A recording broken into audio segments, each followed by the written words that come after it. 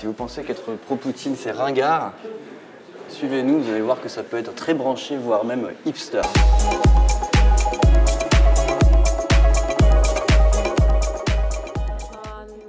Notre but, c'est de créer une nouvelle image de la Russie. Dans les films des années 90, ceux que regardent les étrangers, les Russes sont tous alcooliques. Ils ont des balalaïkas et vivent au milieu des ours.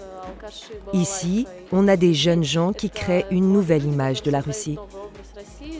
Ce groupe d'artistes se dit indépendant, mais il fait clairement la propagande du Kremlin. Ses messages sont patriotiques et guerriers. Ce soldat, c'est l'image que vous voulez donner du pays. Et alors ? C'est juste un objet d'art qui nous rappelle les événements en Crimée il y a 2 ans. C'est très important pour nous.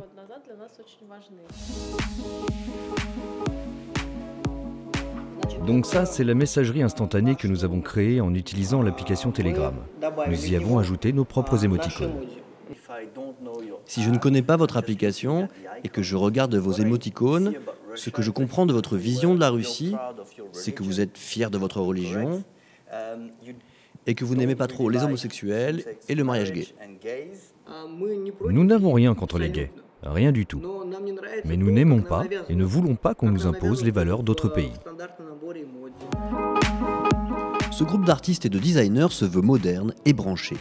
Et pourtant, il défend des valeurs ultra-conservatrices. Il glorifie la période soviétique et tiennent un discours très anti-américain. C'est le visage de Poutine, là ? Oui, c'est Poutine. Et qu'est-ce que ça veut dire ? Poutine Verster, c'est un néologisme en allemand. Ça peut se traduire par « ceux qui comprennent Poutine ». Votre style, ça vient directement des États-Unis. Vous êtes un hipster, non ? Vous dites ce que vous voulez.